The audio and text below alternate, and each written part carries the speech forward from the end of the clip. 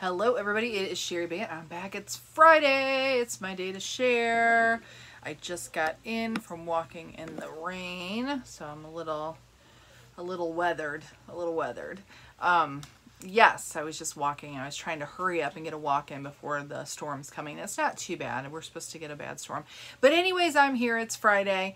It's my day to talk about how living whole food plant-based is going, and I do have an update, as I have done for the last 23 weeks. I don't think I've done 23 videos. I think I started at like week 3, which I probably should link back. My daughter informed me that this might be a good idea. If you're just stumbling upon this video and you don't know anything about me or what's going on, I have a video that talks about when I ended up in the hospital and how I was introduced to the whole food plant-based diet or a way of eating, and I'm on week 23 of doing that exact thing. Whole food plant-based, no oil, and I have an update on weight. 231 when I was in the hospital. Last week, I can tell you, last week I was 160. I don't know if you can see it there, 160. This morning I was 161. 161, and we're going to talk about that. Yes, 161, which I think if I look at all of my weights, I think there was 1 week where I stayed like stable and I didn't lose any weight. Most of the weeks I lost anywhere from 2 to 4 pounds. So this is the thing. Now, I don't know if you've been following along. A couple, not last week, but the week before that, I went without weighing myself for a whole entire week. And then I decided that wasn't for me. I need to see what my body's doing. It's kind of a motivator, good, bad, or ugly. Those fluctuations that you have throughout the week. And I'm not telling you to become obsessed with a scale, because all of this was started not because of weight. Just it was for me to be healthy, which I am. But the weight now is like more of the focus because I want to get to that, like, you know, that BMI that says I'm not overweight or whatever. We'll see where my body ends up, what that is for me. But yeah, that's a goal now. I want to get down. I want to be 150 by my birthday, which is November 23rd is my birthday. In case you want to buy me a present, if you need my address, I can send it to you. Just message me. But anyways, so Sunday, let me talk about what happened. I have been weighing myself every day, so I know I was able to see what happened. Sunday was Darren and I's 23rd wedding anniversary, this past Sunday.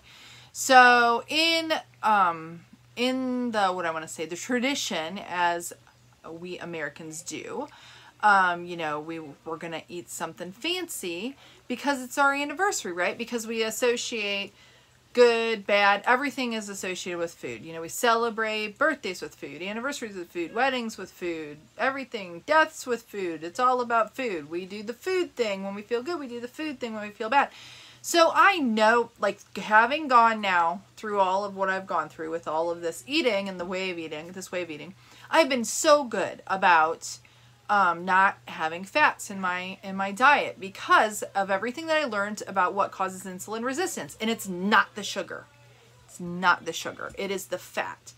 And so since I was, you know, borderline diabetic, I was pre-diabetic, told I was diabetic in the hospital. They said whatever. But I was, by my numbers, I was pre-diabetic. But anyways, I had insulin resistance. So insulin resistance is fat in your cells, blah, blah, blah, blah, blah. If you want more information on that, I could talk to you all day long. If you're questioning, like, that's not what I've heard about diabetes, that, you know, if you eat sugar, it raises your blood sugar. It does, because of the fat in your cells that can't allow the glucose into your cells to be able to utilize it. So it makes that all get in your blood, and it makes your blood sugar rise. That's why ketogenic diets work, because you're not eating the carbohydrates to make your blood sugar rise, but your body's still not working. It's just like a placebo. And then you can lose weight, and then if you lose weight, then that's when, if you're pre-diabetic, then you start to shed some of that fat that's in your cells because you're shedding fat. So that's why everybody thinks keto works, but it doesn't. It's killing you slowly, not gonna lie. That's what it's doing. So anyways, okay. So why does Cheri gain 1 pound? I didn't. I gained 3. In 24 hours, in less than 24 hours, I gained 3 pounds, which is not probably fat. It's probably water weight. But what did I eat? I know you're asking. No, it wasn't Burger King. No, I didn't go have a steak someplace. No, I didn't even have French fries. what we did was I've been on the Instagram. I've been following along on, if you're not following me on Instagram, it's Bants on Plants on Instagram. You can follow me there. But I follow all these people that are now, you know, vegan, whole food, plant-based. So I'm seeing all these recipes and they look all delicious. And I found one a long time ago that was jackfruit and the fake ground plant meat. But it's not meat. It's like plant grounds, you know, like the Impossible Burger stuff's made out of. You mix the jackfruit, which is a weird stuff that almost looks like shredded chicken or pork, with the ground plant meat. We'll call it meat, but it's not meat. And you make a brisket with it, and with some chopped onions and all kinds of stuff. And I did that. We've done it once before. I tested the recipe, and I only ate a couple bites of it when we tested it. I didn't eat like a big portion of it. So, and it was delicious. Like Darren had some, one of my older sons, and they just loved it. They're like, "Oh, you got to do that." I'm like, "Well, we'll do that for our anniversary. We'll do the you know, the brisket, which if you want the recipe, I'll give it to you." But we did that, and then we did, I did baked beans, and I used canned beans. I used garbanzo and kidney and pinto, and none of them were low sodium, so that. And then lots of the, you know, it was more sugary and sweet, which is fine, whatever. And then I made a cashew-based, like mayonnaise pasta salad coleslaw-y thing. It was really good. So it was almost like what you'd get from like a smokehouse or something, because I did a lot of smoked paprika in it and chili powder. It was so delicious. So delicious. I had 2 helpings, which I overate. And I will tell you, I felt kind of poopy afterwards. And it was, I'm sure, the plant grounds, because it's really high in fat. And you got to realize my body has been like, I've been sweating slicing the avocado. I have it, or I'll have a little guacamole, and I feel like I'm eating candy, because I know that my body probably doesn't like that. It doesn't like the high, you know, the high fats, even though those are whole food plants, whole food plant fats, not added fats, where the ground, like plant meat, is added fat. So long story short, woke up the next day. I had 2 big bowls of it, like big bowls. And I weighed 3 pounds heavier than the day before. And I was like, what the hell? What the friggin' hell? 3 pounds. And it's not a big deal, guys. You know, as a woman, for when I said guys, but you know, like how you can fluctuate with the water weight, right? I have not had that at all in all the weeks that I've been doing this. I have shed all of that water weight, and I have not, honestly, I would go up maybe a pound in all of the weeks and not any more than that. So I'm not telling you this to like freak you out and say, because I do have some ladies that have, it's been fun. It's been fun. I've had some people contact me. I've sent them information. Some of them are like, they're going for it. And a few people they're already losing some weight. And hopefully, you know, hopefully for any of you out there that want to give this a try, I'm telling you, I'm doing this for accountability for me, this video, but I'm there. I want as many people to try this as possible, because it has been such a life changer for me. But anyways, let's get back to the fat. So I gained 3 pounds, right? Probably water weight. Who knows? But my body is sensitive to fat. But there's 11 grams of fat per serving in that plant meat, which the servings, like, you know, I don't remember. It's a small amount. So I just want to talk about that. The food does matter. And like me eating this, I'm just not eating just vegan stuff. Eating this way, whole food, plant-based. When I've been like shedding the weight, shedding the diabetes, the high cholesterol, the high blood pressure, all of that, I have been doing very little to no fats. That includes whole food, plant-based fats. So nuts, you know, nuts, seeds, avocado. I've just been really careful about that through this whole thing. And I'm starting, you know, like on Sunday, I had a couple helpings, and I think that that's probably, so what happened was normally I'd probably drop a couple pounds. So I'm a pound up now. And if I was only going to be weighing myself from week to week, like I would have been like, oh, I gained a pound. And then I would think back, well, you know, I guess it's probably what I ate earlier in the week, whatever. I still did all my walking and stuff this week. I did my lifting, all of that. I didn't do a 5 miles today, which that doesn't matter for this morning. But I will tell you, exercise, it's good for you, and it's good for your heart, and it's good for your body, and it's good for your muscles, it's good for your bones, it's good for all of that. Diet is key, though. That's what makes a difference. What you're putting what's at the end of your fork and going into your mouth is what makes all the difference. And having just a little bit of something, just like what happened with me on Sunday, it makes a huge impact. So it set me back a week on weight loss, which is fine, whatever. Of course it pisses me off, but it's not like what, you know, the fact that I'm even here and I've lost 70 pounds and, you know, I'm a size 12 and I went to Goodwill and got myself some clothes because I thought, screw this, I'm not going to go spend money. Because when I lose more weight, which I'm sure I will, I don't want to keep spending money on clothes. So I went there and I got some good stuff, guys. It was nice because there was a huge selection. Normally I would go to someplace like that and there wasn't anything. So being that I'm a smaller size now is nice. So anyways, the fact that I'm sitting here and this has worked so well for me, I'm not gonna sweat it. But mentally, does that screw with my head a little bit? Yeah, because I'm working hard and then to gain 3 pounds. So it just goes to show making good choices. Now, if I would have stopped at, would I have gained 3 pounds if I stopped at 1 helping? Probably not, because I did 2 huge helpings of that fatty food. So my point being, if you're faced with a choice, just know what you choose makes a difference. It does. It does. And if you want to try this and you want to lose weight, watch your fats and keep the vegan crap out of your diet. Doing it occasionally. And now we have the holidays coming up, and I'm not going to lie. I'm like, oh, you know, I'm thinking pies and cookies, and there's all kinds of vegan stuff that I can do, and even no oil stuff that I know that is good. And I might have to give myself some grace on that because, you know, I still want to enjoy my food. I am not going to be the person, and I know there are people like this who are so diligent, not even necessarily whole food plant-based people, but people who are diligent about their nutrition to the point where they'll eat the same thing every day forever. And, you know, they don't care. Food to them is fuel, and they don't care what it tastes like, and they don't care if they get enjoyment out of it. I don't think you can live like that. I don't think we were intended to live like that. I think fruit is sweet, and we're supposed to enjoy it, and I think that our food, the more pleasure we get from it, the happier we are. I think that that's true. But I will tell you, the way that I eat now, I can be just as happy and content and all of that as I was when I ate the shit. So, and I felt like crap then. And I didn't have, like, I was talking to one of the ladies that we were going back and forth.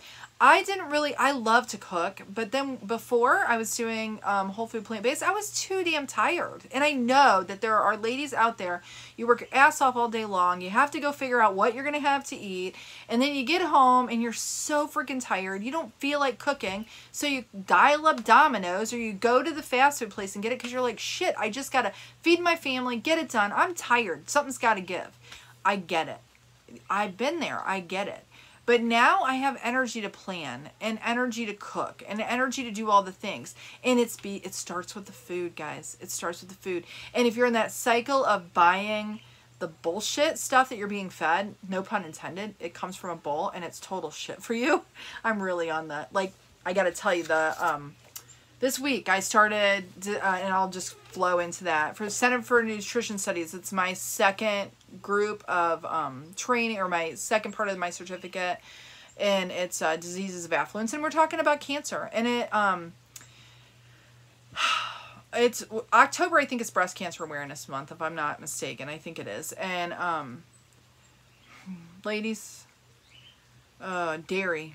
You got to get it out. If you do nothing else, if you stumble on this video and you're like, you know, my mom, my grandmother, my whatever, they had breast cancer, genetically I'll probably have it. I could even like get tested and see if I have the BRCA gene, blah, blah, blah, blah, blah.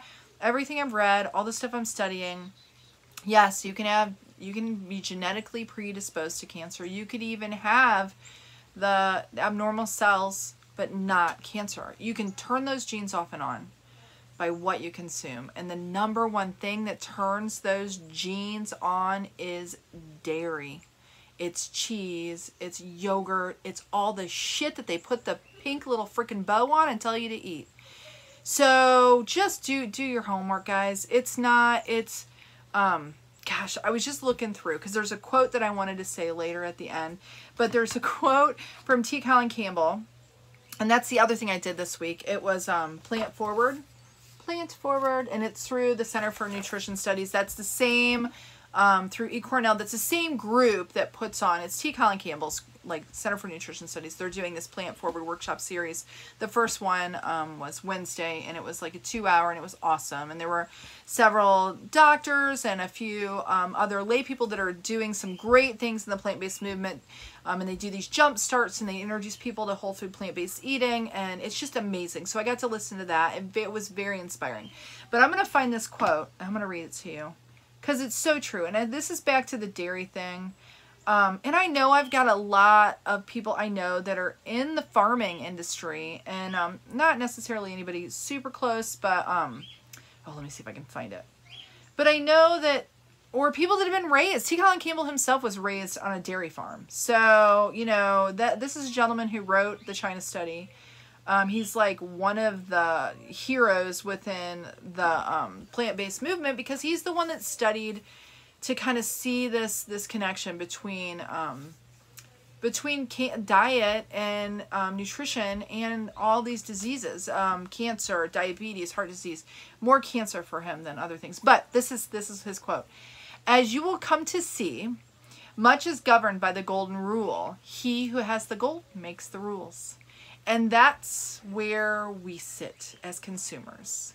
We're told what the rules are of nutrition and who is the one with the gold. And it is the you know, the cattle ranchers or the dairy farmers, or, and it's a conglomerate. We're not talking about mom and pop farms here. We're talking about Tyson Foods and all of the big conglomerates. And there's not very many in our country. If you look it up, there's very few producers and processors.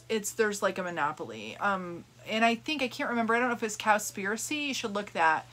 I think that's what it was. Cowspiracy. I think it might be on Netflix. It's a documentary. You need to watch it. It's just really good. It's really, really good. Okay. So anyways, Plant Forward. I did, you know, I'm working on my certificate for plant-based nutrition. We're talking about cancer. We're talking about chemicals in cancer. I've got some more to do after I get done doing this video.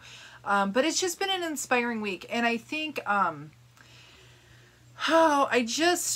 although like for my week, it was frustrating at the beginning because I gained a few pounds, you know, I still know that what I'm consuming on the daily is nourishing my body. And I just am so excited that there are other people who are either watching this or seeing some posts, and they're like looking, they're just at wit's end. They've had enough of the diet BS, and they're ready to actually do something. And I'm telling you, I'm here to sit here and tell you that I am nothing special, nothing magical. There's nothing magical. I am special. But no, what I'm saying is if I can do this, anybody can do this. And I truly, truly, truly with all my heart believe that. So anyways, it's going well. I have one other quote that I want to end with here. And I will, let's see, I'll be probably finished up, hopefully, or close to it by next Friday with the diseases of affluence. And I know we're going to get a little deeper into some of that stuff. And I know we've talking about fat, though. I have to just point out one thing. One of the things we were talking about in the study, or what I'm studying, is how in the China study they were comparing what the percentage of fat consumed within like the Asian cultures versus the Western cultures, and it's like insane. It's like 6 to 24% in the Asian cultures, and then ours was 24 to like, I don't know, like 50% or something absurd, right? But I think about how we think about fat. So we're looking at it from a Western perspective, and we consume so much fat. And I think about so many people that are pre-diabetic, had problems with gestational diabetes or type 2 diabetes. It's an epidemic, guys. It's a freaking epidemic. I mean, I was diagnosed with gestational diabetes at 19, and I was not overweight. I was insulin resistant then. I probably was. I can remember going to the doctor at 18, talking to him about how tired I was and how I had no energy and how I just felt so bad. He handed me a piece of paper, and I don't know that I talked about this before, with all these things on it, and he said, "How many of those do you say yes to?" And I did almost all of them, and he put me on Prozac. "You're depressed," he said. "You're depressed." No, I was freaking insulin resistant. I needed to get the shit out of my diet so that I wasn't tired. I was eating crap. You know, I was probably, even though I wasn't 21, I'm probably drinking a little bit too much, eating Taco Bell. And I wondered why I felt like shit. I couldn't understand. I'm going to the doctor, get a pill, right? I got a pill, I got Prozac. Did that help me? Fuck no. I'm sorry. That's what happens in our society. I'm really sorry. Boop. So anyways, I'll end here because I'm a little spicy today. And if I keep talking, I might get myself into trouble. Oh, what was it? I want to find it. And it's about diet, because it's about Cheri. I should have wrote it down. I thought, well, I'll write this down, and then I thought, no, I'll just leave it up on my computer. Well, maybe I'll have to share it next week, because now I can't find it. So, okay, this is it. I found it. All right, everything in food works together to create either health or disease. So the more we think that a single chemical characterizes a whole food, the more we stray into idiocy. And the thing is, what I was going to talk about there that I wanted to wrap it up from last week, I talked about supplements and this reductionist way of thinking. And that's the way we think about everything, the compartmentalizing things.